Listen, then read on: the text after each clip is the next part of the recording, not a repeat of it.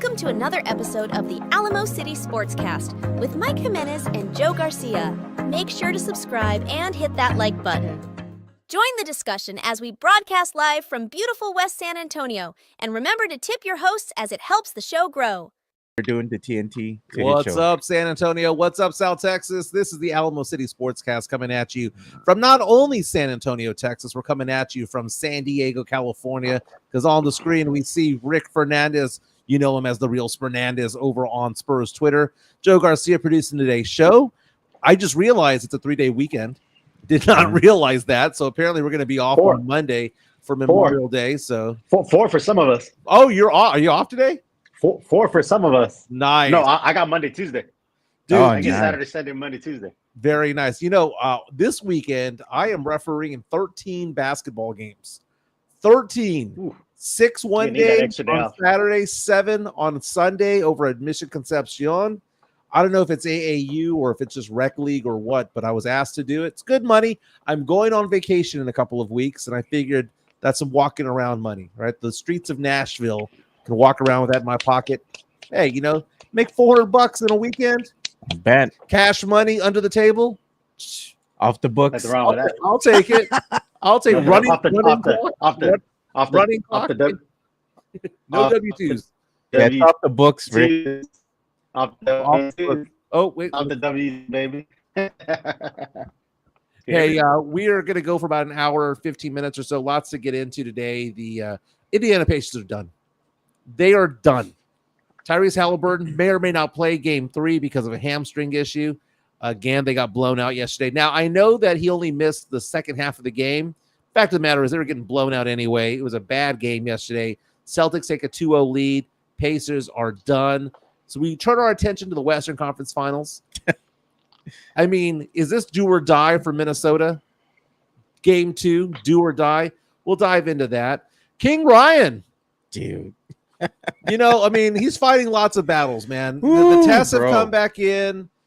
When he fought Haney, he was tainted, man. He tested positive yet again for a banned substance. We'll get into that. And also, Jake Paul is now suing King Ryan. Hey, man, but you know what? For everything that Ryan Garcia is doing, he's a genius, man. He can't keep people from not talking about him. You know, even though he's dirty and all this other stuff. But from a standpoint of you marketing standpoint, media marketing, this guy, dude, they keep on mentioning him. Even his brother, what's his name? Logan Paul. Yeah, not Jake Paul, but Logan Paul. He's doing a wrestling thing, right? So he's out on tour right now doing promotions and stuff for WWE. Even he's mentioning Ryan Garcia in the press conference. I bet you Ryan's just sitting back, just loving this, dude. And speaking of beef that people are having, Angel Reese and Caitlin Clark are going at it again. It goes beyond Iowa and LSU. It has now drifted and onto the WNBA as well. I saw this TikTok that asked the question, and we'll debate this. Is Caitlin Clark so popular because A, she's white, and B, she's straight? Does that have anything to go with any of this? But lots to get into. Some sad news coming out of New York and Hollywood. A famed director who did one of the most popular documentaries of the last 25 years. Remember Super Size Me?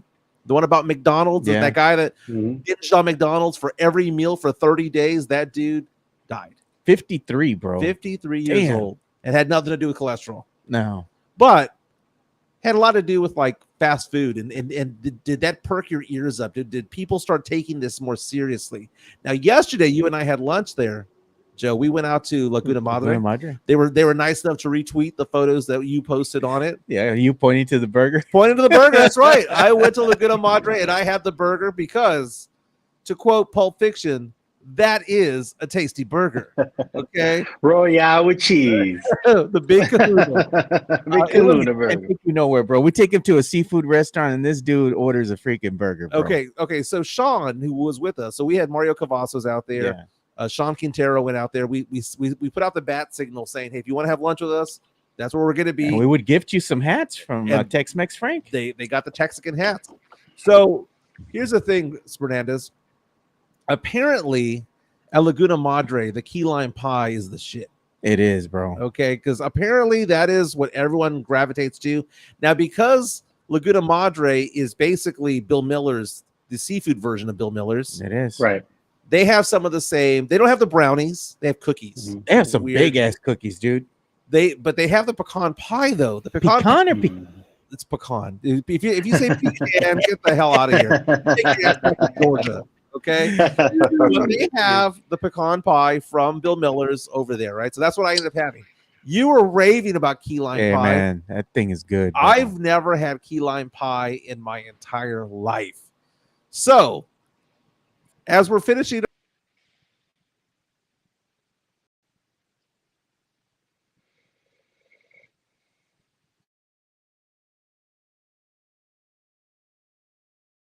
like, no, I'm not going to do this, right? I'm not going to eat this. I'm done.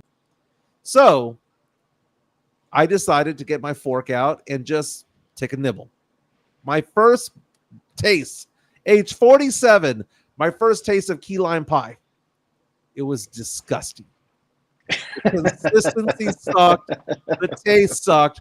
And what they made fun of me about this was that not only did I say that it sucked, pecan pie was brilliant, though.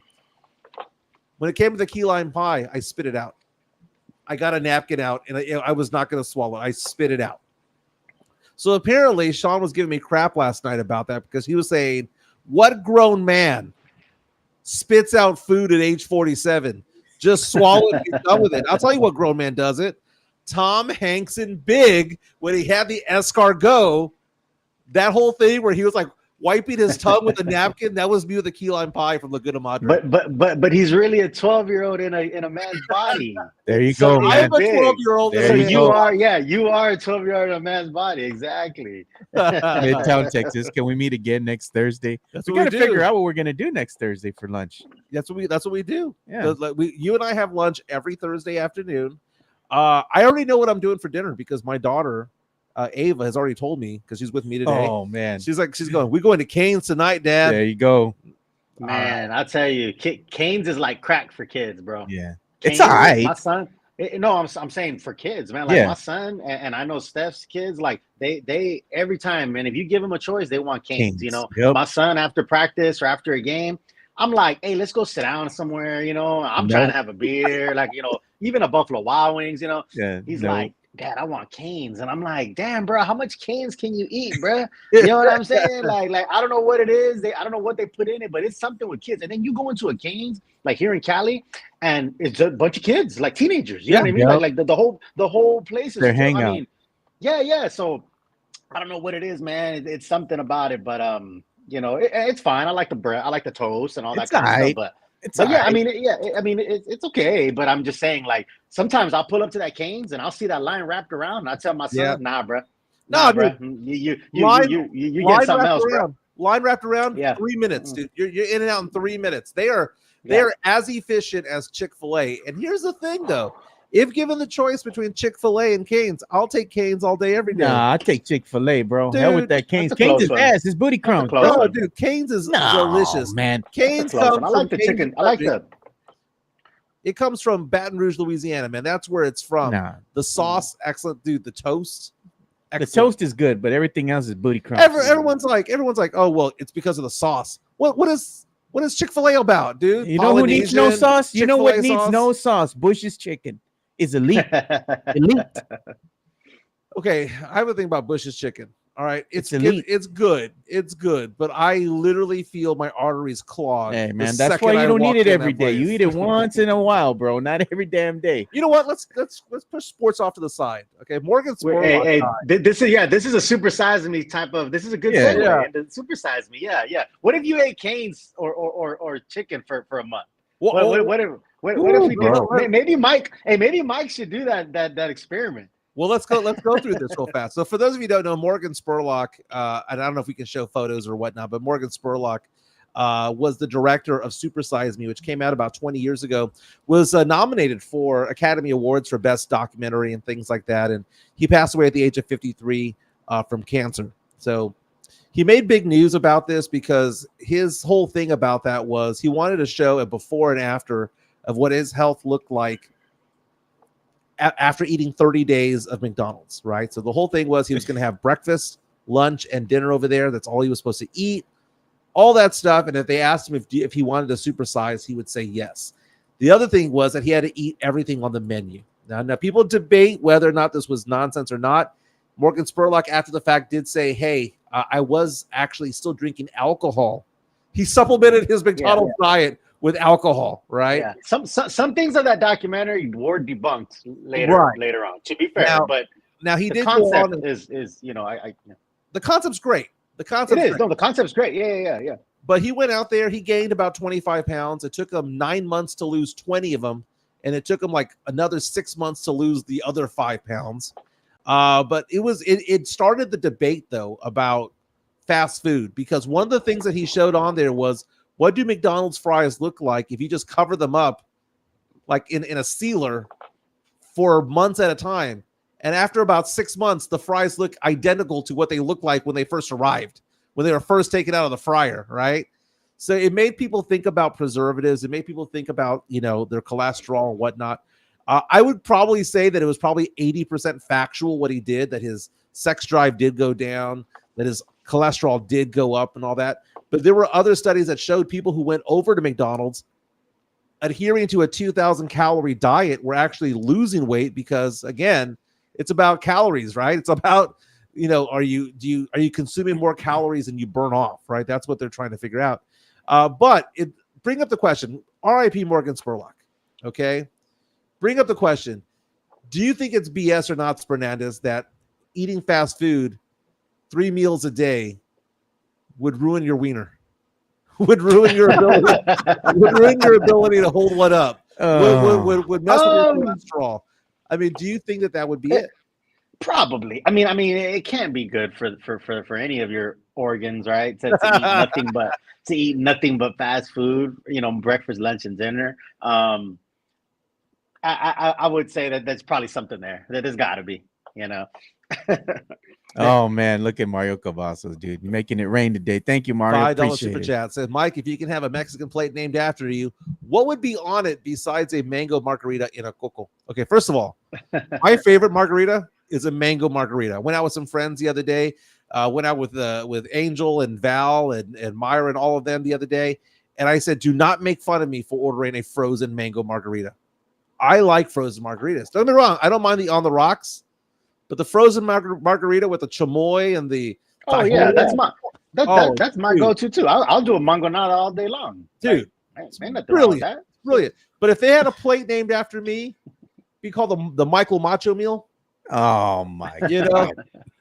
or what's on it, or the Marbach Mike. What's on it? Okay, charro beans and rice. Okay, I'm not a big fan of refried beans. I'll eat them. I'm fine with it, but I like charro better. Right? It's got to have some guacamole. Okay, it's gonna be carne guisada with an enchilada, like 2 cheese enchiladas, a portion of carne guisada, charro beans, rice. Book it. Yeah. Hey man, one thing that we got to do too, man, as we're getting started with the show, is we got to give a quick shout out to our boy, man, Mike Baez. Happy birthday, dude. Happy birthday, man. Happy birthday, Bear County. Man, yeah. I'm looking a little green over there. Yeah, man. We replaced you with the gecko, dude. This was the picture of when we went to the Spurs game. Yeah. Yeah. I was talking with Chris Leja before the show here, and I said I sent him the picture, and he was laughing, dude. He's at the job site cracking up. The Photoshop that the people on this show do is amazing. Midtown Texas coming out and saying that my plate would be avocado toast. Ain't nothing wrong with avocado toast, man. That's delicious. True. Now let me ask you this: avocado toast is cool. Let's say that we were forcing you. We paid you $100,000 to do this the whole Morgan Spurlock thing. What restaurant are you capable of in the San Antonio area of eating 3 meals a day for 30 days? Bruh, that's easy, dog. Come on, for me, exactly. It's Bill Miller, dog. It's Bill Miller. You know what? When I come back to San Antonio, because I'm getting ready to wrap up my time here in San Diego for the Marine Corps, maybe I should do a Bill Miller 30-day challenge, because I tell you, I think Chicana Fuerte already knows. She said Bill Miller. Sam Selena said Bill Miller.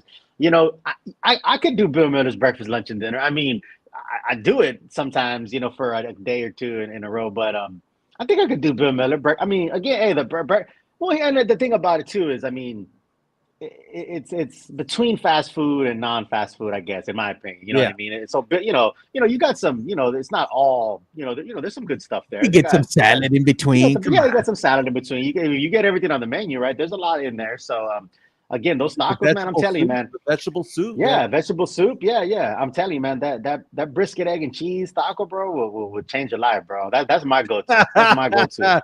Dude, you are losing Mexican points by the minute, my man. And I'm not wrong. I'm there with you. Well, I'm saying it ain't authentic, but it's good. No, exactly. And it's all about managing your expectations, knowing what it is. I never said it's better than some greasy taqueria food, bro. I never said that. Hey, Rosa's Kitchen, the little truck right there in Southtown, bro, that's my go-to for some greasy. You want to talk about some greasy tacos, bro? That little truck Rosa's right there in Southtown, that's the move. But again, man, hey, look. My puroism is undeniable, bro, and undefeated. So I have no problem. I have no problem with saying, that I don't mind a good mangonada, like you just said, and them tacos from Bill Miller. But yeah, man.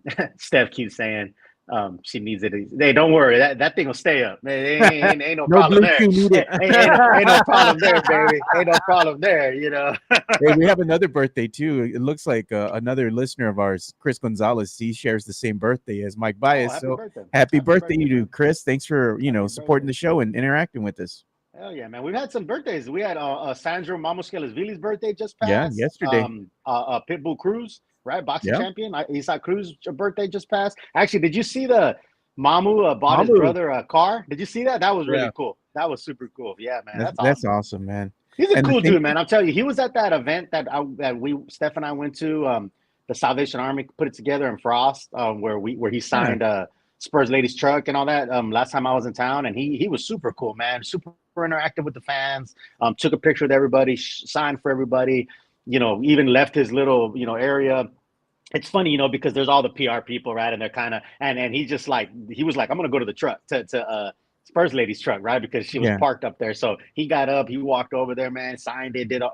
Super cool guy, man. Super cool guy. So it's always fun to see that. He's for the gente, dude. He's for the gente. Yeah. Thank you. That was Fernandez, United States Marine Corps. Thank you for your service. You're out there in San Diego, California. Over here, it's the devil's butthole over here, man. It is 100 and some odd degrees. What's it like in San Diego right now? I'm sorry. I know you're gonna hate me, and Steph hates me all the time because I always give her weather updates. And hey, man, it's sunny and 75, bro. Real talk. I'm not even lying, bro. I'm being honest, bro. Sunny and 75. I got a little light, a long sleeve because it's cool out there. There's that little breeze. There's still a morning breeze. Like you still need a light jacket in the morning here. I know you sound like that girl in Miss Congeniality. Every day's April 25th. Exactly. What's your perfect date? Well, she's like, all you need is a light jacket. I'd say April 25th. Chicana fuertes, what you Rick is saying, pinche long sleeve, nombre. I'm telling you, bro, I know it's a light long sleeve because there's still a little cool breeze. There's still a little cool Pacific breeze going on out here. I got after my daughter this week, man, and I very rarely get after her, but I got after her because she was complaining that I was taking too long to pick her up from school. Right now, school gets out at 3:45. I don't want to be there. If I'm there at 3:45, great. If I get there at 3:50, I may as well get there at 4:10 because the traffic takes forever, right? Man. So I usually show up around 4:05, 4:10, and I get her, and she hangs out with her friends. She was texting me, "Dad, it's hot outside." I'm like, okay, I get that. Tell her walk to the car. Go. Yeah, walk to the car or go hang out in the shade. She's out there in the sun wearing this thick ass hoodie. Oh man, bro. Oh, these kids are hoodies, bro. These kids will wear hoodies. They'll wear hoodies and pajama pants, right? Yeah. No matter what the weather is. Somebody earlier, we were talking about Canes. They said Crocs and Canes, right? We're talking about young kids being there. I think it was Midtown, Texas. But it's true, bro. These kids, and my son's the same way, right? My son's 16. I mean, here, of course, in Cali, there's a breeze. But even when there's a warm day, it's a hoodie, some pajama pants. I don't know, man. And we sound like those old fogies, like, oh, these kids nowadays. But that's what they rock. We had saggy pants back in the day, Oh man, Jinkos. Did you do that, Fernandez? Did you ever rock the saggy pants? So I used to I was like a cholo in my time, bro. Like I like real talk, like the suspenders, like the whole cholo thing. I had a whole cholo vibe going. Ben Davis, Dickies, right, Yeah, all that kind of stuff. So I was more with the pants up. You know what I mean, like them cholos. You know. yeah. You wore I'm the sure. Jinkos? Yeah, but see, the thing about the Jinkos is they're actually economical because you had to put your spray can somewhere. You know what I mean? So the Jinkos were like a uniform. You know, I know Bear County and a couple of other homies know what I'm talking about. You had them Jinkos because hey, you had to have those spray cans ready, dog. Look at You that, know? dude, right there, bro. Ahí está. Dude, I was more of the Girbaud with the braided belt that looked like a penis sticking out. Those Z Cavarigis. Because once you Z Cavarigi, that's old school, bro. Cavarigi. But the Girbaud though, man, you know, I used to wear this rayon shirt with the Girbauds, black Girbauds with a gold rayon shirt. Dude, I was looking fly in first period. Was it was wrinkled as F, man. Hey, was it the cut tag Girbaud? You know, the real ones know what I'm talking about. That's that solo serve. Solo serve, bro. That solo serve, bro. That was like the irregular pairs. They would send like the irregular stuff. Remember, You know the one leg would turn, the one leg would turn or curl up. Yeah. It was something was off about them, so they would cut the Girbaud tag to say, hey, this something's off, and they would be like a solo serve, you know, and that kind of stuff. So we gotta show, man. We gotta show the Girbauds, bro. That's a throwback, man, from back in the day. Yeah. Dude, I had black Girbauds, dude. I didn't do them baggy, man. I wore them I was very preppy, dude. I wanted to be the fifth member of Boys to Men. You know, I would wear the Girbauds or even nice, you know, 501s type of. Hey, the 501s was the move, dude, back in the day. But I would wear them with the denim shirts with a tie sometimes. Oh, I did that back in the day, man. I did that. You know, I didn't have the big coat, you know, like Motown Philly, but you know, it was all right. I started the trend at my school, my high school. I had one day I went and I had some brand new Levi's, right? And they were the dark blue Levi's, right? Jonathan C. coming out. Mike was 04 Kanye with a pink polo shirt and jeans. Ain't nothing wrong with pink, dude. My God. I rock pink all the time. You know, in business, pink, dude. In business, they say that the tie you're supposed to wear is either supposed to be red, blue, or gold. Dude, I love rocking pink ties. I love rocking purple ties. Yeah, I have nothing wrong with wearing pink, man. Ain't nothing wrong with it. Yeah, back in the day, I started this trend at my school. So I went and bought some like green colored Levi jeans, right? Yeah. And I had the little belt, you know, the leather belt that you just let it hang and all that kind of stuff. And I had put on a dark, it was a Levi's shoe. It was a shirt, a denim shirt, and the tie, you know. And then I wore that. And then like a week later, everybody was sporting that. I was like, yeah, I was the first one. The first. Sam Salina saying that he had the shorts in the middle of the striped shorts. Now, I remember those. The question: did any of us wear the Guess overalls? I did. You know, overalls were I think they were thing. Yeah, they were. Hey, you had one strap down, you know, or both strap down. With the Red Wings, bro. Crazy, you know what I'm saying? Yeah. So yeah, Red Wings. Like, I feel like when I was like, you know, you're really young, like in elementary, I was like rocking like the Red Wings and that kind of stuff, right? With the little Dooney a charm in the laces, you know. So you had that kind of phase. But yeah, I remember the overalls. Like I said, you rock one down or both if you want to get a little froggy. You know? The Fossil watch, the Mickey Mouse watch was big. Mickey Mouse, Hey, the cool water, right? You know, you baby powder and cool water. You know, all that, man. I was in a turkey for men kind of guy. We're getting old school, no, bro. man. My move right there. The one I used to wear was Polo Sport, bro. Come on, Obsession. Mm-hmm. Yeah, the car. Remember? The car was the move, man. Polo Sport, bro. You'd go to like Dillard's or something. You'd buy the Polo Sport. It was like in a little box, like a set, and they would give you the bar soap too that smelled just like Polo Sport. Nice. So you'd smell good coming out of the shower too. So you were at your girl's house, bro. You mentioned Polo. Remember the shirts? They still have them around. Where it's the Polo player, and then you would you'd see like the off brand. Where it was like, it's like the stick wasn't up, it was down. Exactly. You had the little something off about it, right? You know, you had it. Oh, remember this? Remember this one, Rick? You look at the Dooney charm the girls gave to their boyfriends. You remember that, bro? Come on, man, you wear it on your boot. I'm telling you, the Dooney. That's what I'm saying. The Dooney charm on the boot and the laces, bro. That was the move, bro. That was the move right there. I picture Spernandez on a Sunday at church sporting the alligator, the alligator Lacoste. Yeah. You're sporting Lacoste, Lacoste. Lacoste, yeah. No, bro. Yeah. Hey, it's funny because Chicana Fuerte said that we're speaking a different language to her because she's a '90s baby. You know what I mean? Oh, So yeah. this stuff is just like she has no idea, man. We're going old school here. Or the Hey, Tommy, you know what? the people would be wearing the Tommy Hilfiger back in the day too, man. Them all white K-Swiss will go hard. Oh, man. you You know remember what I'm that? saying? Oh, Brand new, all white, bro. What about the BK? Yeah, brand new, British all white. Knights? BK British Knight, yeah, the BKs. Hey, that was like the third, fourth grade type shit, Now, how many interactions did I have with Joe and Rick the 3 summers I worked at Parappa County Fair? Because I swear, if I could go back in time and see how many people I interacted with, we probably crossed paths, bro. We probably crossed paths. Parappa was the move, bro. Parappa was the move. Parappa was a ghetto version of Malibu. No, man, Malibu was the ghetto. Malibu was kind of, man. Malibu was a gentleman mullen, dog. You know what I'm saying? Malibu was but Parappa was no. What is it, like a church now or something? Or what? Yeah, it's a church is now. It like a cult. It's like a cult complex now or something. Dude, okay, I don't know. First of all, my ex and I went to a church service there, and nothing wrong with going to church service. Nothing wrong, but I want the church service to eventually end.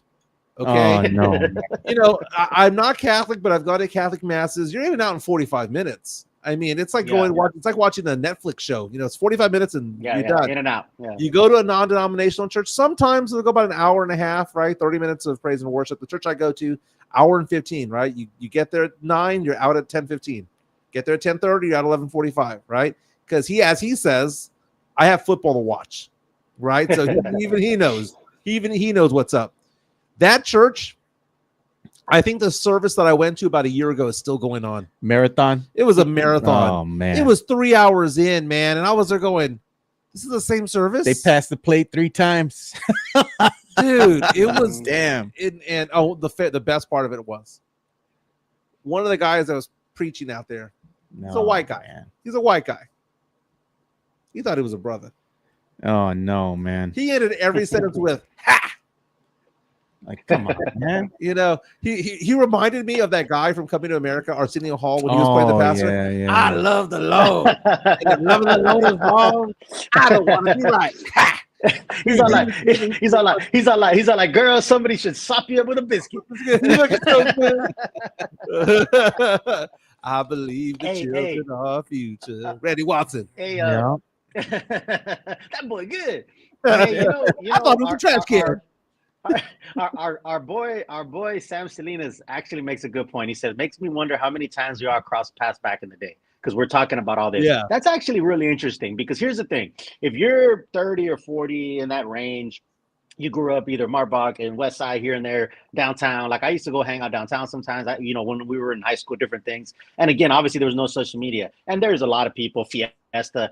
Yeah. Like that is an interesting thought to say that like a lot of us probably did cross paths and kind of have some similar, like I've gotten to meet people on Twitter sometimes who are like friends of friends, or whatever. Right. So that is kind of just an interesting thought to say, maybe we did cross paths. Like we probably were out there at Per. How many of us were at the Kmart over here off of Highway 90, Military Drive, going to the Handy Andy, that kind of stuff. We all crossed paths eventually somewhere. Some way, somehow, even at Ingram Mall back in the day, bro. I bet you all. Bro, Ingram. We were all at the food court at the same time. Man. Oh, no doubt, bro. Hey, and I had. I'm telling you, bro. I had my, my pad, my pen, and my mints. It's a wrap, dog. At Ingram, bro. Ingram, bro. Con la pager también, con la pager. Pager, bro. Everything, bro. You know what I'm saying? Now, speaking of food courts from back in the day. I want to say an RIP to Sbarro. Damn. Sbarro is going under. And not only is Sbarro going under, in a way, it's still going to be around. They want to be a delivery service. Now, Sbarro is pretty good, man. It's legit pizza. That is some pretty good stuff. They got the pasta and all that stuff. Go to North Star Mall, hook up with the Sbarro. Love it, right? And their website says that Sbarro is announcing a rebranding and the expansion of the launch of a delivery service. And they're going to get rid of a large percentage of their in-mall locations. Sbarro, man, legit. Pizza Hut is getting rid of a lot of their sit-down locations, and they want to be just a delivery service. You can still order pizza to go. It's go in there to sit down and eat that they're getting rid of at a lot of locations. The overhead of employees, right, and all that kind of stuff. I get it. They're probably looking at that model of, hey, people Uber Eats nowadays, people, DoorDash, all that kind of stuff. So, the younger generation, man. They don't go and sit down and eat now. They order everything and they eat at home. Mm-hmm. Even Pizza Hut. Remember Pizza Hut back in the day, dude? That was the place, dude, to be at. The buffet and all that, going down, sitting down and eating there. But now the Pizza Huts are going to start changing a little bit to where they want to close up shop and just basically be a delivery service only. I mean, that's what I think is going to happen with a lot of these restaurants. Dude, I used to love pizza. They used to have the jukebox in there. Yeah, they had a little arcade and everything. But man, also a great place was the Wendy's that had the outdoor atrium. Remember that? Oh yeah, the sunroom. Bro, it's like one of those. What do you call the like where they have like plants and stuff? You know what I mean? Yeah, like a sunroom. Yeah, like a sunroom. Yeah. It's like I remember that. Yeah. You get in there, you get a little warm. I think Chris Gonzalez over there had a Freudian slip there. He's talking about Buffalo Wild Wings, I'm assuming, but he's putting the acronym for Big Beautiful Women. That's Mike's mind, bro. That's his mind, bro. Oh, so you're telling me I can get a BBW to go? Damn, bro. Mike said, where do I sign up for that? Where's that at? I'm looking for the slim thick action. Slim, what do you call it? Slim fat? The skinny fat. There you go. That skinny fat. That's his. You know what? It's a Demon Mike time. Can we do Demon Mike? Can we do Demon Mike on a Friday? Sure, why not? Let's do it. Someone posted this photo. So if you can go onto my page here. Yeah, let me pull that up here. Someone posted this photo and asked the question saying men only. She fat? Nah. I'm like, nah. What's wrong with her? She nice. Demon Mike 100% approves. I bet 100% approves. She fat? No. She all right. I missed the eye in a good way. Did she post that? Like, or is it from her page or somebody else? I'm just curious. Somebody else retweeted her stuff. Because here's the thing when it comes to this kind of stuff. Like, this girl knows she's not fat, and sometimes they'll put that out there like, am I fat? Is this fat? Because they want people to go in there and be like, oh, it's a thirst trap. Nah. Yeah. It's like, get real, man. Get out of here, And I almost have sometimes I feel like being a hater and just being like, damn, you are fat, just to be a jerk, But then I don't, because I don't do that. But I'm just I know you would do something like that. That's a Rick thing right there. Well, you almost want to, because it's almost like we get it. Like you know what I mean? Like it just that whole thing kind of aggravates me sometimes. It's just like it's like someone that puts something out knowing that you want, what answer you want back. You know what I mean? If that makes sense, like, I don't know. And it's just funny to me, It's all about meat on the bones. Look at Chicana Fuerte. She says that girl is absolutely not fat, dude. Now she's fine. Exactly. That's what I'm saying. Who exactly wants a skinny chick? Okay, except for Jefe, Jeff Garcia. Gotta have some meat on the bones, man. Built for comfort, built for speed. I'll take built for comfort all day long. Gotta have something to cuddle with, keep you warm, bro. Come on. Everybody has their preferences. There's a limit to no. Everybody has their preferences. Everybody has their preferences. Rick. If he dies, he dies.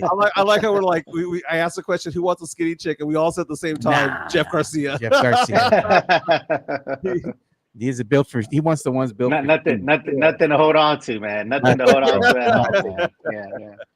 Nothing. We can talk sports today, screw it. Yeah, we can talk a little sports, bro. You were talking about the Indiana Pacers and how they were done, Yeah, Halliburton goes out with an injury in the third That's quarter. Tough. That's tough, man. That's already down. They were already down double digits. They were not looking good yesterday. They almost won game one. They were up 5 with a minute 57 to go, and they blew that game in game one. Jaylen Brown knocked down that clutch three-pointer to send it to overtime. The Celtics won game one. Last night, you see the Celtics go out there, and it's more Jaylen Brown. Jaylen Brown is just – everyone talks about Jason Tatum. Jason Tatum's the alpha on the Celtics. Mm-hmm. Dude, the best player on that team – okay, how about this? Jason Tatum's the best player on the Celtics team during the regular season, but come playoff time, Jaylen Brown's the guy. Jaylen Brown is it. Last night, 40 points on 14 of 27 shooting. 40 points. The guy's just insane. And yeah, I feel like Tatum. Player. Yeah, man. I feel like Tatum may be, the more talented or more whatever you want to call it. But there's something about Brown, some kind of clutch thing, where he shows up. You know what I mean? He shows up. Man, that was a tough blow. Halliburton was a tough blow for him. Like you said, they were already down. They were going to lose that game anyway. But that's insult to injury, right? With Halliburton going down. With Joe and I talk about this, where the playoffs don't start till the road team wins. You know what I mean? Yeah. So, hey, they stood pat. They did what they were supposed to. Won their 2 home games, barely the first game. Now I'm interested to see how they do in Indiana. If Halliburton comes back, they might be able to hold home court. But if Halliburton doesn't come back, I think it's a wrap. It's a wrap. Yeah. Jaylen Brown. I mean, he's the kind of guy. We talk about all the different players who you would want to have around Wemby. Jaylen Brown is that kind of guy where it's like, man, throw the bag at that guy. A lot of Spurs fans are like, don't throw so much money at Trae Young. Don't throw so much money at this. Don't throw so much money at that. Jaylen Brown would be one of the players that I would be comfortable going, max deal. Oh, yeah. Max deal that guy. Yeah, absolutely. But taking a look at it, though, the season's over for the Pacers, right? Yeah. This is going to be a sweep. With no Halliburton, it's a sweep. They're going to, if the team gives up, like Charles Barkley says, you're not going to send him to Cancun. You're going to send him to Galveston because they gave up. There's a player on that team over there with the Pacers that, I mean, I was familiar with this game, but at the same time, not TJ McConnell. Is TJ McConnell giving us the vibes of, okay, well, maybe we can get a Reed Shepherd in the draft as a Spurs fan, right? Because Reed Shepherd, he's scrappy, man. McConnell's scrappy. 2 inches taller than McConnell. McConnell is just I don't know how to describe him. He's just a gnat out there. Annoying. He's just annoying. Yeah. He somehow plays better defense than his height, which he's 6'1". He's scrappy. He's scrappy, man. Just like Bruce Bowen, dude. He's and he has this really nice floater. He takes charges. Tatum ran into. I mean, he got in front of Tatum and drew the charge.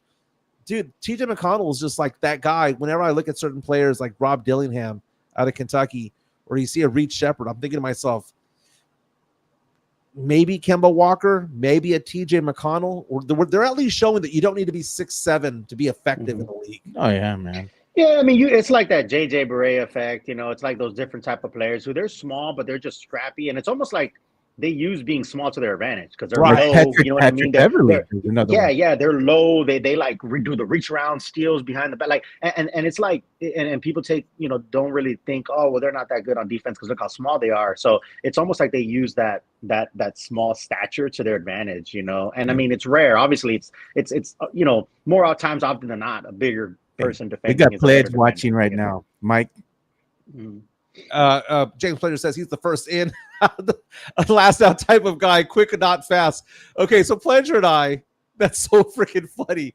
Pleasure and I would say that those are euphemisms for he's white. I thought Pledge was talking about Mike.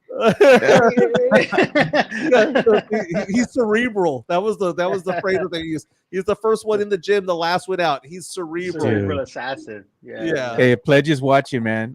I got my Houston Texans cap. That's a nice my Sancha team. Dude, you call it Sancha team. That's going to be your main team by week 7. Man, Cowboys ain't doing crap this year. Bro, Cowboys ain't making the playoffs this year. I will die on that mountain, that hill right there. Cowboys not making the playoffs.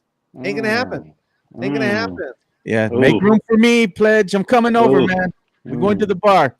They all in, man. They all in on Arkansas basketball. That's all Jerry Jones is getting. This is our year. Basketball. Hey, this is our year, man.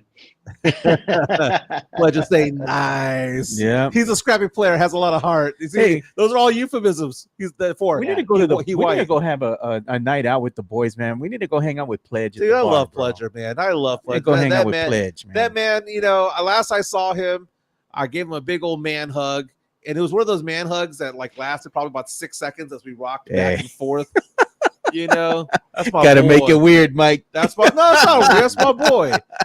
Come on, you can tell your guy. You know what? Let's ask this question: can guy friends tell other guy friends that they love them? Not that there's anything wrong with that. I'm not We saying. were talking Seinfeld the other day. Yeah. Not that there's anything wrong with that. Yeah. But can guy friends tell other guy friends that they love them? I'm not saying every time, not after every phone call, but let's say on their birthday It has to be. Look, it has to be very tight. Relate. You know what I mean? Yeah. Like, let's be real. Like, all jokes aside, no bullshit. It has to be. You know, I'll be honest. I probably have one friend that I would tell that, my boy Tito. Which, actually, speaking of my boy Tito, he has a little girl who's battling some medical issues that we definitely would love to ask for some prayers for my boy Tito. He's a listener of our show. It's funny, man. He does no social media, and I've known him since kindergarten. And so he does no social media. He's not into that, but he does subscribe to our show. So shout out to my boy Tito out of San Antonio. His little daughter is going through some medical issues, and he definitely could use our prayers. But going to the point, probably like a guy like him, I've known him since kindergarten. You know what I mean? Dyer, I've known him since second, third grade. And it would be in a moment of like their birthday or they're going through some tough moments, and you're like, you know, I don't know. That's me. That's my opinion. You know, a guy telling a guy I love you. Now, you know, seeing somebody and hugging them for 6 seconds because you haven't seen them in a week or whatever, telling you love them, that might be different. I don't know. It's been a month and a half since I had the pleasure. Now, Midtown asked the question, why did I count the seconds? Because 6 seconds is fine. If it's 10 seconds, that's not a hug. That's a slow dance. Okay. Look at Jonathan C with the $2. Put the boys the men. Put the boys the men on. Euphemisms remind me of the halftime days with Pledge. Yeah, we got to get Pledger on the show next week. Let's make that so. I'm working on Hefe too, man. Let's make it so. We got to get Hector Ledesma as well. Because you know Pledger's my boy. I don't mind telling him that I love him. I love Pledger. He's my boy. And it's not one of those things where it's like, I love all my friends. No, there's some that I love more than others. Pledger's my guy. He's what I miss from San Antonio Sports Star. I don't miss doing a 2-hour or 3-hour show. I don't miss doing the commercials before and after. I miss the moments that I had with that guy where I either pissed him off or I made him laugh. And there's certain things that I would say on air where he would lose his mind, either get pissed off or he would start laughing. I miss those moments because sometimes he would see it coming out. Like he would say, Michael, I saw what was going on in your head. I can see like your mannerisms, your inflections and things like that. And he goes, I knew where you were going with this. I knew you were setting up this joke when he saw it from a mile away. Love Pledger. He's my guy. He's my guy. But nice. Elbow Podcast Midtown. I love Elbow City Podcast for 9 seconds. Oh man, our listeners are something else, bro. Our listeners are awesome. Yeah, bro. Like, they really are. They're in a whole other world, man. Hey, we need to start getting into some of this boxing talk here, man. Especially what's going on with our boy Ryan Garcia, bro. Come on, man. So Ryan Garcia got popped again, right? The second testing of the I don't know his steroid tests after the PD test after the Haney fight. Drug test. Came back and he got popped again. And then now, is it Logan Paul or Jake Paul? I think it's Logan. Is it Logan? Logan. Logan's the one. Yeah. He's the prime. He's the prime guy. You know, so I'm telling him he's gonna sue him. Yeah. Man, Ostertine is what popped in his system, right? And it's a steroid that builds muscle and helps you cut weight and gives you extra stamina, recovery ability, stuff like that. And apparently it's a small amount. They do the A. They kept talking about A and B samples because they do a sample right after the fight. That one came back or positive. They did another one to like confirm, right, and all that kind of stuff. So that one came back also. I think what the sad thing about all this, because I see people, because there's also a boxing Twitter, right? Just like Spurs Twitter and every other whatever Twitter. And a lot of people on boxing Twitter, especially fans of Ryan, are like, hey, like that Ostertane didn't make Devin Haney, take all those left hooks and didn't make Devin Haney like lose his defense. Like, which at the end of the day, like, I don't think anyone who's knowledgeable thinks that the Ostertane allowed him to win the fight. At the end of the day, I think it's sad because Ryan Garcia put a performance of his lifetime on. He fought amazing. He had a great game plan. He went in there and beat Devin Haney, who was one of the top fighters in the world, hands down. But now it's tarnished, right, with this stuff, because at the end of the day, it's doping is illegal. You know what I mean? So it's almost like he didn't even need it. So it's like a waste. You know, it's actually more comical that he didn't even need that to win this fight. But yet, Rick, how why surprised why are is you, he still using it? Rick, how I'm not surprised surprised. are you though? Because when he got popped, I was like, yeah, I knew it. Like it was no surprise at all that Ryan Garcia was going to do something stupid. Right. It's not. Yeah. And that's what's sad. I mean, he had already came in overweight. You know, he was doing everything he was doing.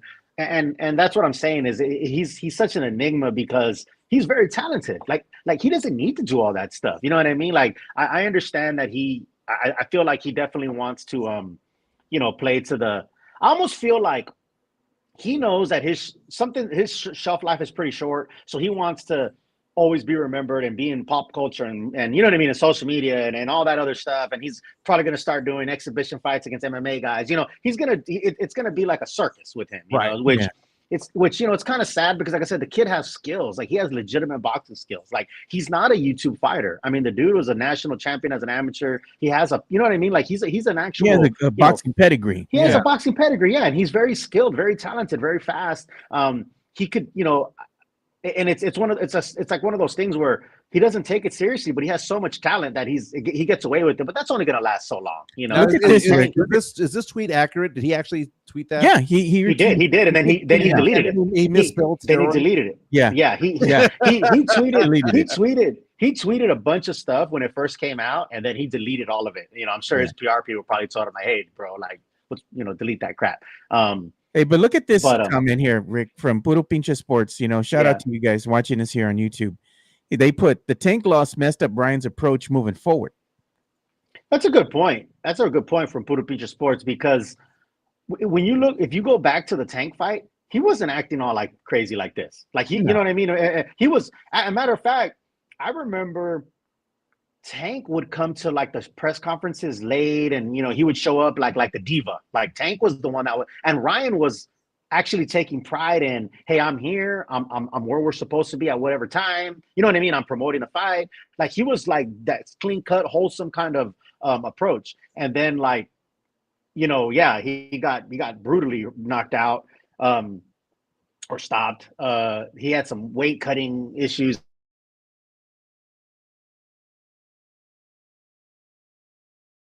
By the rules then, right? And the end result what it was. So he was like, you know what? I ain't playing by the rules no more. I'm gonna be the bad guy. Now JHNSB reaches out to us and says that Osterine is not a steroid, but I'm looking it up on WebMD, and WebMD says that Osterine attaches to the proteins in the body known as androgen receptors.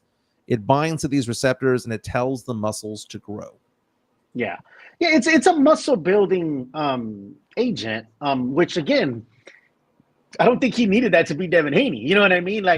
So it's silly that it's like, it's almost like if he needed that to win, then I can, not that I approve of that, but I could see the logic. If I'm like, look, this guy is too big and strong for me. Like I need this to main muscle to add muscle to like be at his level. Like there's an explanation. It's not excusable, but I can understand that thought process. Honestly, he took it not needing it, and now it's biting him. You know what I mean? So it's almost like silly that he would even do that because he didn't need that agent to win this fight. He really didn't. So it's like, then what are you doing it for? You know? I know it also has to do with cutting weight and stuff. So maybe he was taking it to try to help cut weight and all that kind of stuff. But at the end of the day, like, it's just silly to me that he is risking tarnishing such a great win over something this silly. Yeah. But like Mike said, it doesn't surprise me, given his mind. He was hanging around with an orangutan the other day. Did you see that? Oh, he was feeding them grapes. Bro, man. And now Logan Paul is now suing him for defamation. Yeah. Saying that he's talking out of his ass. Because he's going up. He's talking about Prime. He's doing doing all kinds of stuff, and he's just talking, man, and he's just saying whatever. And then, like I say, he'll go back and delete his tweets later because I'm sure. I mean, I would hate to be his PR folks. You know what I mean? Whoever publicists. That's a nightmare job, you know. But yeah, man, it's just, you know, like I said, at the end of the day, it's sad because he's a really talented fighter. He doesn't need all this. I was going to ask you another question here as we transition to the Devin Haney comments that came out here on the X. It came out yesterday. He's actually calling out Oscar De La Hoya. He says, Oscar's bitch ass ain't answered the phone for weeks. He says, bitch, I'm calling about my money. You better give me my money. Yeah. You know, and you know what? Man. Canelo tried to tell us, man. Canelo tried to tell us, you know what? You can't go ahead and trust him, man. You know, and it looks like he was correct in those that sentiment. You know, don't trust him. I saw that. Yeah, I saw that, man. His father, Bill Haney, too, is man. It's tough. Yeah. Hey, Jesse J. Leja talked to us about when we had our interview with Leja. Remember, he said he said in the ring is easier than the sharks that are outside when it comes to the business side of boxing. You know, he talked about that, how hard it is to be involved in the business end of promoting and management and all that. And I believe it. You know, it goes all the way back to the Don King days, you know. So, man, now, have it from Locked On Spurs, our good friend Jeff Garcia. Let's show him some love because, man, he has an announcement that he made on Twitter just now. So let's give him some love real fast there. Sure. Gotcha. Locked On Spurs is your daily Spurs podcast hosted by Jeff Garcia, the lead Spurs writer for Ken's 5 San Antonio. Jeff has a healthy plethora of guests all the time on the Locked On Spurs podcast. You can also follow Jeff on threads at Jeff G Ken's 5 SA. You can also follow Jeff on Twitter at Jeff G Spurs Zone. So make sure you go ahead and give Jeff a follow not only on threads and Twitter, but also on YouTube at youtube.com/@Locked On Spurs. This is where you're going to be able to find the replay of the Locked On Spurs podcast. Make sure to like, subscribe, and share. And you can find me and Joe as frequent guests on Locked On Spurs.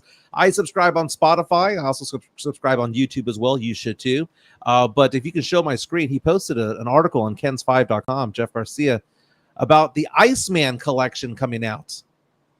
Apparently some apparel coming out showing with the iconic, one of the iconic things that Iceman did back in the day when he was on his ice throne.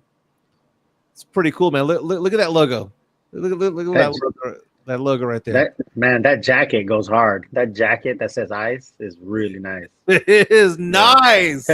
It's nice. Not Marbach nice. That is nice. That's fucking nice. No, that jacket goes hard. Dude. So you can read more about this and where you can find this apparel at Kens5.com. Again, you can also link to it from Jeff Garcia's Twitter account, X account, at Jeff G Spurzo. Very, very cool. Hey, so we have you on today. You know, you're in San Diego, but you're sporting the San Antonio Spurs gear. Oh, yeah. You already know. We debated this yesterday. And poor Jeff McDonald from San Antonio Express News, who was just ripped to shreds by Spurs Twitter, he tweeted something that I probably was going to tweet an hour later, which was the fact that Wemby, there was no surprise that he was not going to be named to an All-NBA team. There was a first team, a second team, and a third team. He was Rookie of the Year. He was runner-up for Defensive Player of the Year. He made the All-Defensive first team. Did he get snubbed for an All-NBA team? You know, Real talk, Rick. Real talk. I know. Real talk. No, I'll keep it real. I'll keep it 100. I mean, and I saw the Jeff McDonald thing, and I don't mind reading some of Jeff's stuff and all that. I mean, you know, snubbed is the wrong word. I mean, obviously, we're fans of Wemby. We love Wemby. We love him here in San Antonio. Like, I think he's on the cusp of getting there. You know, like snubbed.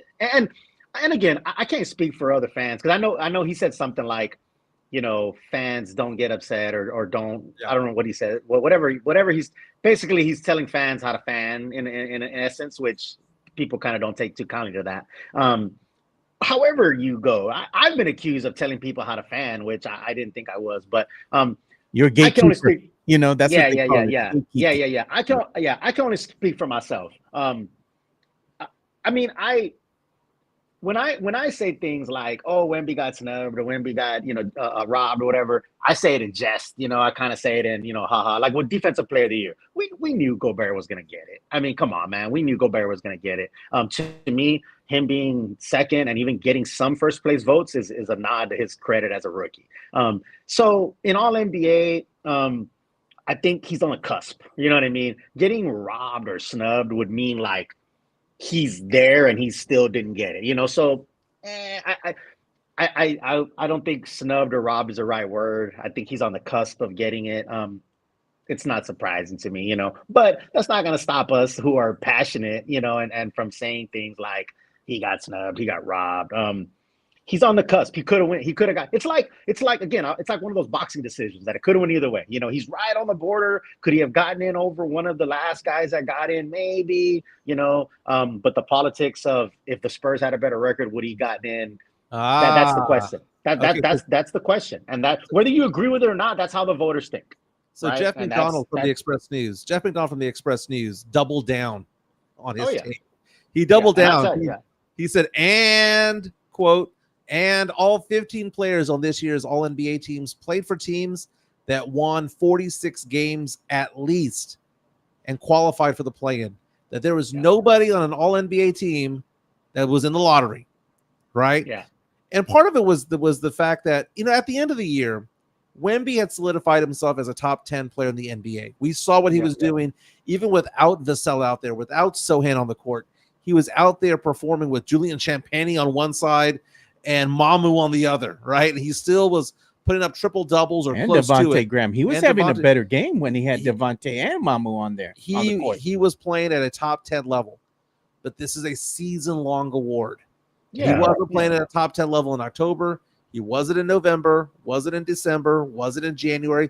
In February, turned it up a little bit. Rodeo road trip. When they got back from the rodeo road trip, he got unleashed, and we saw the alien, right? We saw it. He got votes. If there was a fourth team All-NBA, he would have been on the fourth team, right? He got votes, but the vast majority, it's like 90% of the voters left him off the ballot, and that winning comes into play. That's what comes into play. Yeah. I talked about it too. I talked with Jeff yesterday when I was on Locked On Spurs. We recorded and he asked the question, did Wemby get snubbed? And I'm like, yeah, he got snubbed. But the thing is, like you said, it's a year-long award. So at the end of the day, they're going to gauge it based on your performance throughout that whole year, throughout the whole season. And of course, the record has something to do with it as well. So I mean, I was kind of going ahead and explaining, I believe he got snubbed, but you have to make it to where you have such an outstanding season, they have no reason but to vote for you. Right. And I said, year two, Wemby, he's going to come out the gate and he's going to be flying in there, and hopefully he has a stellar season. Okay. And he can use the snub as fuel. Let's say Wemby goes out there. Let's say Wemby is 25 points per game, goes from 21 to 25. Let's say that he's still doing the rebounds, going from 10 to 11 and a half. A dominant player. He's a dominant player. Let's say that he's getting 2 or 3 blocks per game and he's leading the league again. Let's say that his three-point shooting improved and all of this stuff, but the Spurs only win 26 games. Is he All-NBA? If he had a great season from the beginning of the season to the end, yes. The answer is no. Why? Because of the record? Because of the record. No, the record shouldn't have because of the record. Well, I think what would like where is the criteria for all this stuff? Like where is it in writing what the criteria is and isn't? I think that's what also gets people, because again, at the end of the day, I know the answer is a lot of this is subjective and people's opinions, but what is the no crap criteria to say this is what is chosen for All NBA? Like I said, a whole season look, record a certain record has to be a certain point or whatever. Like, is it just subjective or not? Because at the end of the day, he could be scoring 30 a game or whatever, and if the record is still what it is, is that, again, come out and say it. Is that the criteria? I mean, because if that is the criteria, it's like nobody wants to say it, but they are voting that way. It's subjective. It's subjective by the voter, and the voters all have their own interpretation of it all. It's like asking the question, "What's a good song?" Yeah, right? Sure. I might like a song that you might think that's awful, and vice versa, right? Yeah. But if you go back in time, at the end of the day, why do they play the game? You play to win the game, right? Yeah. Remember that old saying, ESPN back in the day? You play, Herm Edwards, you play to win the game. Yeah. No wins, you get no accolades. That is just the way it is. I'm looking at the years past, right? The years past. I'm trying to find a player who was on the All NBA team that was on a losing squad, and I'm back at 2018 right now. I don't see one. This is for, you know what? That is the criteria. That is the criteria. Winning record. Look at what their first NBA, all NBA team was. You had Nikola Jokic, Shai, you had Luka Doncic, Giannis, and you had Jason Tatum. Okay. Second team, right? You have Jalen Brunson, Anthony Edwards, Kevin Durant, Anthony Davis, and Kawhi Leonard. Okay, you're going to the third team. Right. LeBron, Steph, Book, Tyrese Halliburton, Domantas Sabonis. Yeah. And again, what do all these names have in common? They don't play for teams with losing records. Right. And Sabonis is also an all-star. Yeah. Multi-year all-star. Yeah. Well, I think when Sabonis is, when you, by the way, real fast, Sabonis is from a small market team. So we don't know how good Sabonis is. Here's Sabonis' stats from this past year, because some people were like, well, who the hell's Sabonis? Right? They know Arvydas Sabonis. His who dad. the hell's Domantas? Domantas Sabonis, 19.5 points, right? Averaged 14 rebounds, averaged 8 assists, and shot 38% from 3 and 60% from the field. And was on a winning team. And was an all-star. That's third team All-NBA. Now, Wemby will be an all-star next year. That's a definitive, because I think that he'll be voted in. I think Wemby will be voted into the all-star team next year. Like, book it. He's going to make the team because the fans are going to want to see him on there, which is an exciting thing. But I understand the argument on both sides. But Wemby can have a stellar year, because the only person I can think of back in the day that had a crap team but was always making All-NBA, Sharif Abdul-Rahim. Remember that name? Yeah, I remember that. Vancouver Grizzlies, averaging 26, 27 points per game. He was making All-NBA teams, if I'm not mistaken. And that team didn't win more than 25 games his entire career, dude. I don't know if that's true or not. I'm just saying it. Yeah, they didn't have a very good record. Now, Rick, I did ask the question yesterday, and I kind of brought this up. I want to get your impression on it. I listed Victor Wembanyama yesterday as the 7th best player in the NBA. I said, if I was to do a ranking, rack and stack of right now, not 5 years from now, not 3 years from now, right now, where do you rank Wemby as? Is he a top 10 player, top 5 player? Is he a top 15 player? Where do you have him? Because I have him at 7. I can only think of 6 players that are better. Before I answer that, I think that's another thing that confuses people, because some people would looking at it as, okay, all NBA team, right? 3 teams, 15 players. So you're trying to tell me that there's 15 players better than Wemby, right? So that's one way people look at it. And that's why they argue that he got quote unquote snubbed, because there's, but it's not a ranking of who is the top 15 players, right? It's like you said, it's hey, how was their season? All these different factors and all that. And then I think too, like just the media vote, like that's another thing. Like we probably need to figure out a better way of different people voting, or I don't know what kind of thing, what the issue is with that. But because some people, there's a guy that was voting Sabonis, right, for like MVP, because did you see that story about the guy that was voting Sabonis for like everything? Garcia, I can't remember his name, but people were giving him criticism because he was like voting for him for everything. But anyway, yeah, 7 sounds about right. Top 10. I mean, I'm not going to be a homer and say he's in top 5. Not right now. You know what I mean? Not today. But 7 seems about right, which is right on the cusp of top 5. Definitely top 10. There you go. Ignacio Garcia, Buda Pinche Sports is helping me out with the name. It was escaping me. Yeah, I mean, again, I think when you're also looking at it as like who you're going to take off to put Wemby on when it comes to those NBA teams, right? That's another thing. Like Wemby can have a great year, but all these other players are also having great years, And I guess comparing them, and there's nothing else to separate it other than the winning teams or the teams winning. That's a factor. I mean, I guess in some of the media mind. But yeah, to answer your question, Mike, I would say definitely top 10. 7 sounds about right to me. 8. Now, Joshua reaches out to us, and thank you for being part of the show, Joshua. This is a name that I don't recognize, so very nice. Welcome to the Alamo City Sportscast. Says the team is called All NBA. It's the best players in the NBA. They're not 15 players better than Victor Wembanyama. It's really that simple. And I get That's it. an argument. I That's an get it. argument. I get Yeah. it. At the end of the season, so when the Spurs got, knocked out, end of the season, right? Mid-April, Wemby was probably a top 7 player, right? I mean, I Luka Doncic was better, SGA, Nikola Jokic, MVP, Giannis. You can list about 5 or 6 names that were better, right? But the thing is, it's an award for the season. And it's not where you end up in April. It's what you did the entire time. I made the phrase, I used the term last week, or yesterday rather. The Spurs won 6 of the last 9 games of the year. They don't make the playoffs because they won 6 of the last 9. And Wemby does not make the All-NBA team because he caught fire in March and April. It's a full season award. Now, people are bringing up the fact that it was Ignacio from Garcia from Marca who voted for what's his face from Domantas Sabonis. But it was 4th MVP. So he had him 4th. So he did have him winning it, but he gave him a still 4th MVP. Come on, like, come on. I mean that's. But who else is going to vote on this? Because you can't have the players vote on this because the players have friends. So that's going to be that bias. The media has biases because East Coast doesn't watch the West Coast. West Coast everybody's doesn't going to have bias. Everybody's going to have some kind of bias. I mean, you see that in voting for Heisman Trophy, right? The South votes for the SEC people, but they don't vote for anybody from the Pac-12. Well, I mean, if they're all going to have bias, then just having all media isn't fair either. So even if the players are going to have bias and the media are going to have bias, well, then mix them.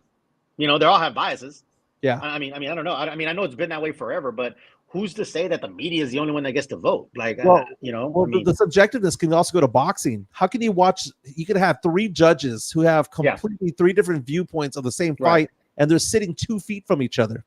Yeah. Right. Now, but what I will say about boxing, even though like the judging is what it is, there's a clear criteria that you're supposed to judge on, and it's known. It's effective aggressiveness, clean punches, defense, ring generalship. Like the old school Harold Letterman and Joe, you remember this. They used to put it up. Like this is the criteria of boxing. So I just think that putting the criteria out there or putting some kind of universal, like, hey, if winning matters, then just say that. Like put that out there and say, hey, when it comes to all NBA, winning matters, and this amount of wins is kind of where our range is. And I mean, whether you agree with it or not, at least you have the criteria. You have that. You can manage expectations. I mean, I can see why that's why the argument was, for Defensive Player of the Year or even with All-Star, it was like, well, that's why NBA ain't in because the team's not winning, or and then other people argue, well, it's an individual award, so what, team winning, what does that have? And again, that's all our own biases. We all have our own subjective opinions on those kinds of things. So there's no it's never going to be a perfect thing. I mean, at the end of the day, someone's going to be upset, regardless. Just like with the draft coming up, right? We see people talking about all the different draft scenarios and what the Spurs can do, what the Spurs don't do. Someone's still going to be upset, regardless of someone's going to be happy and someone's going to be upset. Some people just want to be upset to be upset. Look at this comment that we got from Puro Pinche Sports. They said he voted Sabonis for first team All NBA, first team All Defense, 3rd for Defensive Player of the Year, and 4th for MVP. He sucks on defense. He said Ignacio has got to lose his vote. That is pretty. That raises your eyebrow. That raises your eyebrow to vote like that. You know what I mean? It really does. I mean, just like in boxing, we're talking about judges. Some have questionable cards, and people say, hey, they shouldn't be judging big fights anymore. Yeah, we've seen some of that, Rick. I mean, some of the disparity in the way that they called the fight. I'm like, come on, bro. Right. Yeah. And whenever I honestly. I'm not really like a big conspiracy theory guy. Like I try to give people the benefit of the doubt. Whenever humans are involved, there's going to be human error. There's going to be some human error. There's going to be some biases. There's going to be biases that you don't even realize. You know what I mean? So a lot of times people can say that and watch a fight and say, man, how did the 3 judges see a totally different fight? I mean, again, some like aggressive coming forward boxers. That's just their style. Like that's what I like to see. So they might favor that, Again, when it's subjective and there's human error, like I try not to think to myself that, they have an agenda, even though I know some people do, and it's unfortunate. But a lot of times there is human error. But the consistency of what Puro Pinche Spurs just said about all those different things going for Sabonis, that's not a coincidence. You know what I mean? Come on, that's not, So Hey, we have one thing that we can talk about now too, Mike, as we kind of transition away from here. Yeah. I don't know if you have any closing thoughts in this argument here. You know, my closing thought is that we would be thinking about it the other way if we were a team with a winning record and saw a guy that was a phenom on a losing team. We'd be like, dude, you guys aren't getting LeBron wins. James back in the day, if he was on a losing team that never went into the playoffs or Yeah. anything, didn't win more than 15 games. I'm fascinated real quick before we transition out of the show and go to a 3-day weekend, and for Fernandez a 4-day weekend. CBS Sports released a mock draft right now for the NBA. Again, Check it the out. draft is going to be going on at the end of June, about a month away. Found it interesting. Kyle Boone has the Spurs taking at number 4 Reed Shepherd out of Kentucky. And Reed Shepherd is probably one of the most polarizing players out there, because if Reed Shepherd was 6'6", he'd be the number 1 overall pick. We were talking earlier about TJ McConnell. This is a guy, Reed Shepherd's 3 inches taller than him. If you look at this guy's stats, this is somebody who shot over 50% from 3 last year as a freshman in Kentucky. Over 50% from 3. He is somebody who averaged 2.5 steals per game. And at the combine, had the highest, white man can't jump. This white guy can. 42-inch vertical jump. The guy gets into passing lanes. He's just a menace out there. What are your ideas, Fernandez, of the Spurs getting a Reed Shepherd, a 6'3" combo guard out of Kentucky? Yeah, man. There's so many. I think there's so many interesting things from that 4 pick. Because I feel like Sarr. I would love Reese to be there at 4, but I don't think he's going to be there. So it's looking like Sarr and Reese are like 1 and 2. And then there's some talk of Houston taking a big man and Klingon or different folks anyway. But again, whether it's Dillingham, Shepherd, again, like a guy that can shoot lights out, another person that you can hand the ball over sometimes, so Wemby ain't the only one carrying all that load, is definitely huge. I know some people are high on Stephon Castle. Some people don't like that he's not really an offensive guy. He's more of a defensive guy. I guess it depends on what you want, right, and what you think the team needs. Our guy Tavares says we need bucket getters. Facts. So, I mean, hey, I feel like Reed Shepherd's catching a lot of steam. I think Dylan. Yeah. It's wild because we have, what do we have? It's 26 or what? I think the draft is like the 26 or something like that. 26, 27. Yeah. 27. Yeah. So we have damn near a whole month to still be going on and on about this. But I feel like there was a time where it was like, Topic was that's the name you kept hearing around, and then you start hearing like Dillingham. Like Dillingham is there now. I feel like Dilly. Yeah. Then Castle was getting steam, but I feel like Reed Shepherd is getting a lot of momentum, a lot of love, or at least that's look at this comment here, man, by Mario Cavazos. Will Bronny James be better than Bryn Forbes? Probably a better man. You know what, man? Yeah, you know what? And I think Mike's on board with me on this. A lot of second rounders, man, are projects and get waived and all that. Why not take a swing on a Bronny, man, on a second round? I'm just saying, bro. Why not, man? Pump up the Austin Spurs, baby. Oh, man. Austin Spurs. Listen. Austin Spurs the Austin ticket would be the hottest thing ever, right? Yeah. You got LeBron would be sitting ringside. My mind's always by courtside, right? LeBron would be there. And I know, and this is like a showman thing. And I don't know, man. And, again, it's some people are going to be like, oh, the Spurs way is this way and that way. And man, I'm kind of in the middle of a lot of that stuff. Like, I get that the Spurs have history and all that, but like there is a time to change and there's a time to go with different things.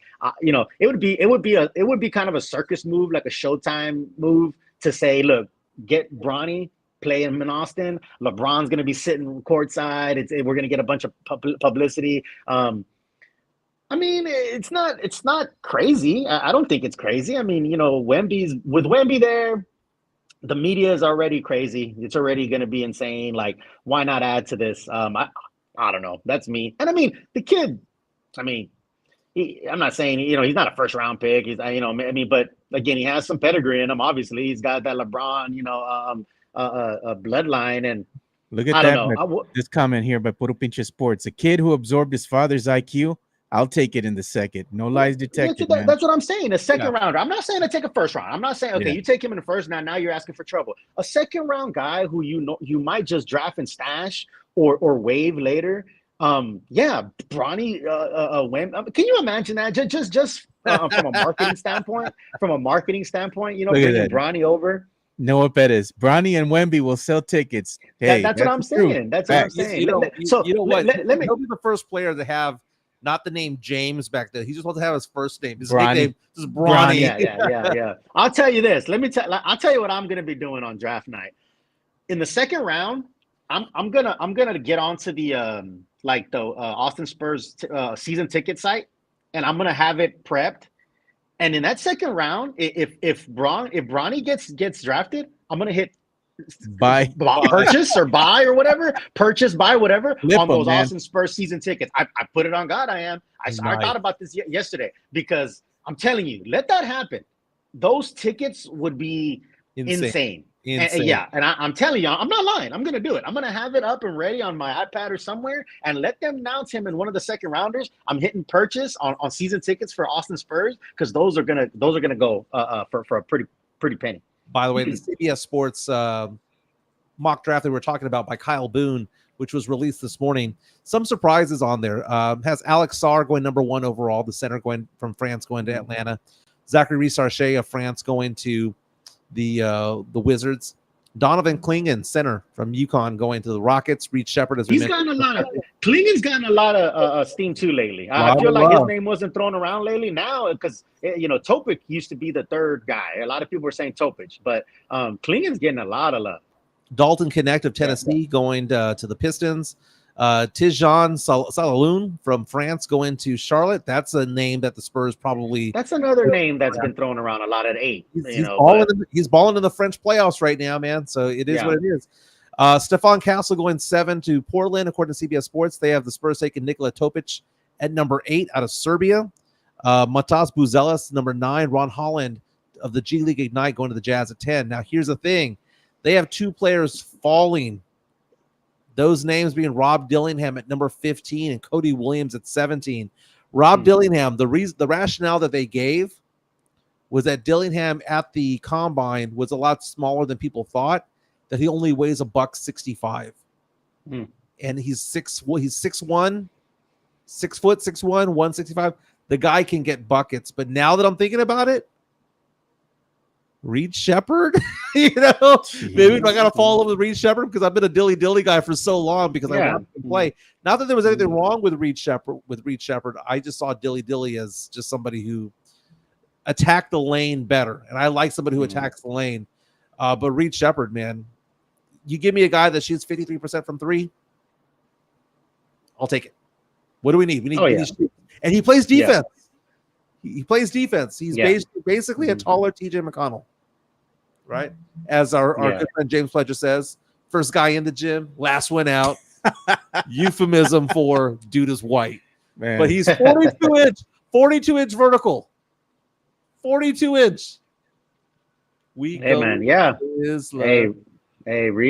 might be the guy, man. I'm saying that name's getting a lot of steam. Like I said, I feel like Stephon Castle's another one that is kind of talked about a lot.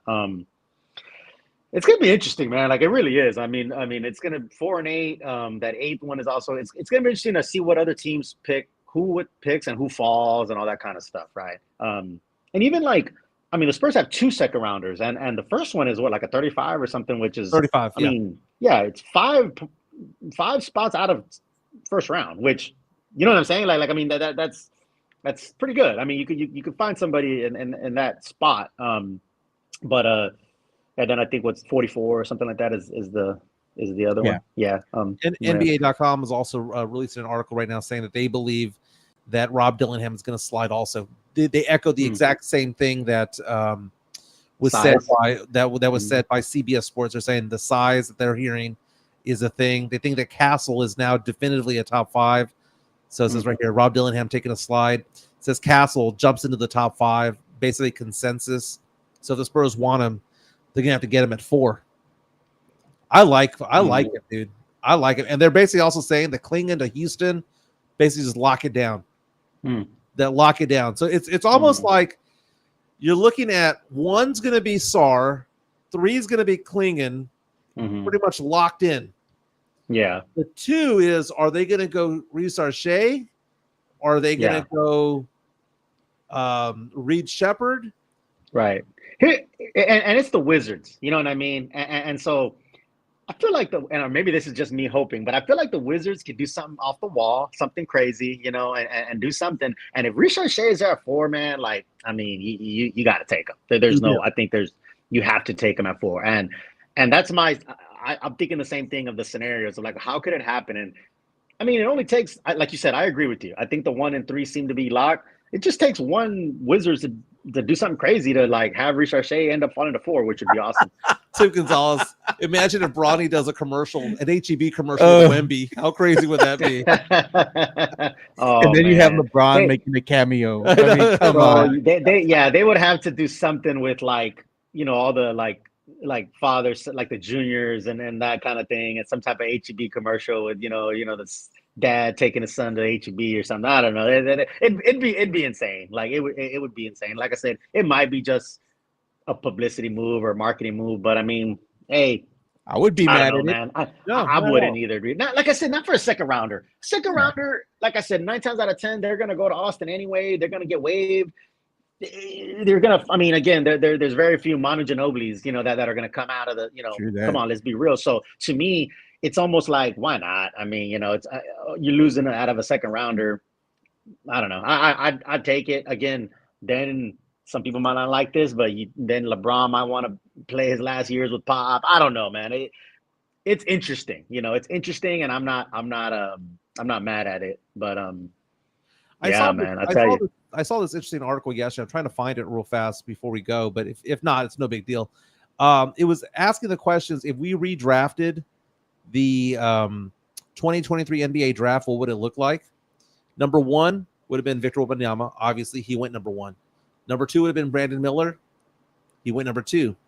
Number 3 and 4 would have been flip-flopped, right? It would have been Scoot Henderson would have been flip-flopped with Ben Thompson.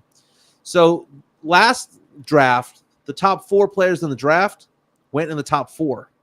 The weird thing was that those who were drafted or who had the 5th through 10th were actually drafted in the teens.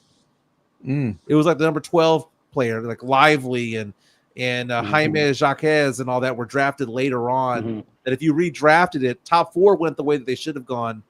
Everything went after. It's a crapshoot thereafter. It's gonna be a crapshoot anyway because there ain't no tier 1 this year. Ain't no tier 1.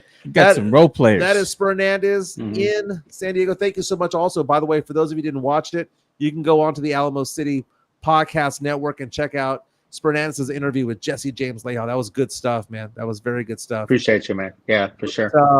Have a fantastic weekend. You're 4 days off. Joe, we're taking Monday off. Taking Monday off, brother. Monday off. We're gonna have some fun, man. Enjoy it. You need rest, dude. Have a long weekend. 13 games. Yeah. Why did I didn't even know it was a holiday weekend. I wouldn't have done it if it was a holiday weekend. But enjoy some time with the dogs, man. Do some yard work. Sounds like a plan. My name's Mike Jimenez. That's Joe Garcia. That's Spurnandez. Thank you so much for your service. 1, 2, 3, 4 United States Marine Corps. Thank you so much. My pleasure. All right, man. Y'all take care. Everyone have a fantastic weekend. And again, hit the like button on the way out. All right. Yeah,